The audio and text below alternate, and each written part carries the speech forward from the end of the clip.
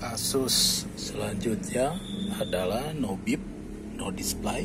Berarti ini bisa on tapi nggak bisa tampil. Oke, kita mulai ya.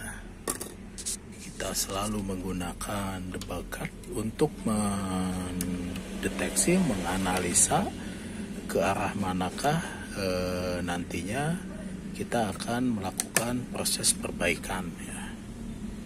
Oke, kita on kan. Kita coba switch ya. Oh itu ya. Nah, Anda lihat ya kodenya ini ya, kodenya seperti itu ya. Sip. Ada masalah di bloknya apa nih, di blok apa nih, 55. Saya switch lagi. Oke. Itu ya. DO dia ya. Tadi 55 di blok RAM, sekarang DO. Ini masih ada masalah di blok CPU dan RAM ya. Berarti kita akan mengukur parameter dari CPU kerja. Apa saja yang harus kita ukur ya, selain tegangan kerjanya. Oke, kita lanjut ya. Ini video yang kedua lanjutannya ya.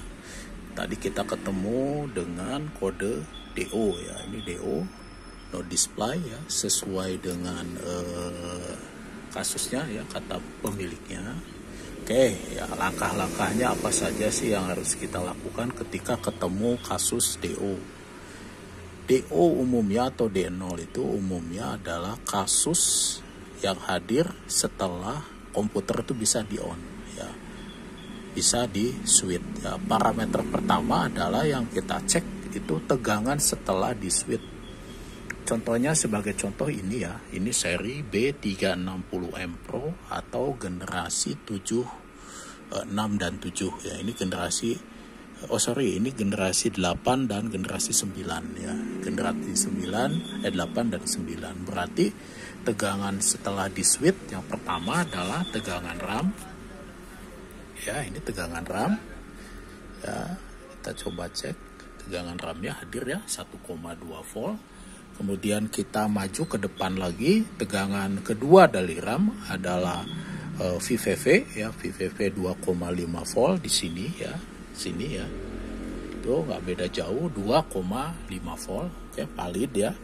Lanjut lagi kita membutuhkan tegangan untuk PCH ya. Ini biasanya hadir setelah di switch ya. Sebelum di switch ya, di sini ya, 1,06.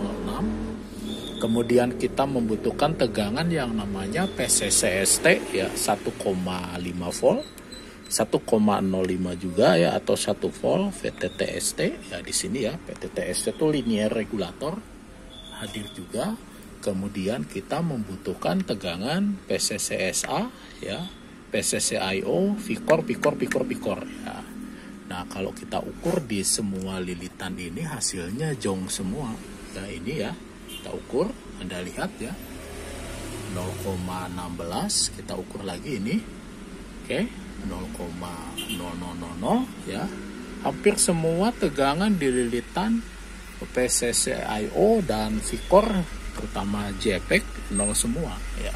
Nah, langkah selanjutnya apa ya? Langkah selanjutnya sebelum kita mengukur atau membereskan power Vicor, kita harus membereskan dulu yang namanya PCCSA-nya dulu ya, untuk di generasi 8 dan 9 ini.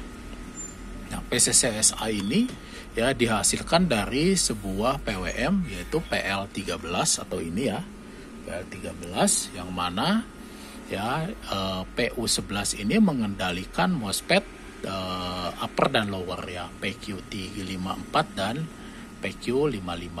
Nah, di sini ya, karena dia 0, maka langkah pertama kita adalah mengecek enable dari PU11. Itu ada di pin nomor 7 di sini ya.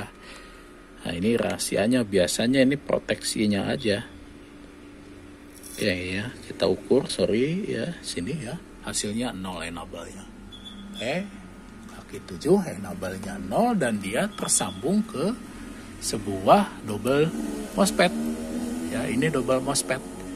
Ya, ini pasti ngeground ini ya, ngeground dia, proteksi dia. Ini proteksi ya. Kita akan coba angkat ya kedua atau salah satu MOSFET ini ya, supaya enable-nya itu bernilai high. Ya, kita akan coba apakah hasilnya shock atau enggak. Ya, kita akan coba saja. Ya, karena videonya cukup panjang, kita akan skip dulu ya. Baik, di video ketiga ini kita lihat ya, sudah melakukan pelepasan nih. Nah, ini ya, ini MOSFET proteksinya ya, dia menggunakan dual N channel. Nah, ini posisinya di sini. Kita lepas ya, tujuannya adalah supaya enable dari PCC-IO itu keluar ya, dengan harapan ya, tegangan PCC-IO itu sudah keluar, kemudian dia tegangan PCC-IO itu akan mensuplai beberapa parameter yang ada di tegangan V-core ya. Contohnya seperti feed ya, S-feed, kemudian alert ya, kemudian tegangan pull up lainnya yang menggunakan tegangan PCC SA atau PCC IO ya, seperti itu ya. Kita akan coba ya, switch kembali ya, kita on kan, sorry ya. Ini tombolnya agak-agak ya. Kita on kan secara manual saja itu ya. Itu lihat kodenya ya, kodenya itu sudah berbeda ya, 9D. 9D itu ya, saya juga kurang paham 9D. Oh, dia sudah AF. Oh iya, sudah tampil, Anda lihat seperti ini ya. Nah, kita ukur kembali tadi hasil pengukuran enable-nya itu di PU11 pin 7 ya, dia sudah hadir, pasti sudah hadir, cuma ini buat memastikan saja.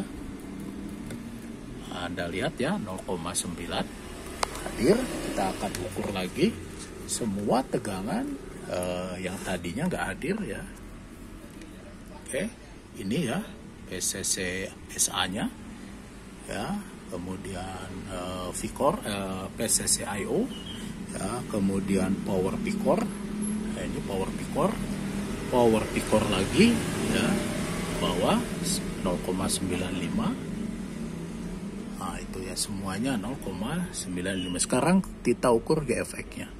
G-effect-nya nilainya adalah 0 ya. Itu ya penjelasannya, cara mengatasinya kode D0 atau DO pada sebuah komputer ya. Hal yang pertama Anda harus pahami adalah tegangan setelah on ya. Anda harus cek dulu tegangan setelah on. Kalau menemui kasus kode D0 ya, tegangan apa saja ya, itu disesuaikan dengan generasi yang sedang Anda hadapi ya. Jadi tidak persis seperti apa yang saya kerjakan di depan tadi ya. Sesuaikan dengan generasi yang jelas tegangan setelah on. Jika semua tegangan itu sudah hadir ya, maka Anda masih menemui kasus DO ya, Anda cek ya, reset di sini ya, di A11 itu ada nilai tegangan 3,3 volt, artinya resetnya sudah hadir ya. Jika resetnya tidak hadir ya, maka Anda harus mengecek EC ya. EC akan mengirimkan EC power oke, manakala satu, tegangan power good pada PS ini sudah hadir 5 volt dan dilaporkan ya. Kemudian tegangan RAM sudah hadir dan itu dilaporkan. Kemudian tegangan PCC ISA, PCC IO, PCC GFE, kemudian PCC P-core itu dilaporkan berupa pin, berupa kaki VIN ya, V Victory IN0, pin 1, pin 2, pin 3, yang mana nilai maksimumnya adalah bernilai 2 volt. Termasuk juga tegangan 12 volt, tegangan 5 volt, dan tegangan 3 voltnya. Yaitu berupa pin Anda cek di AC ya. Seperti itu ya. Jadi prosesnya maju. Bila tegangan maju itu diukur tidak hadir, Anda mundur lagi syaratnya.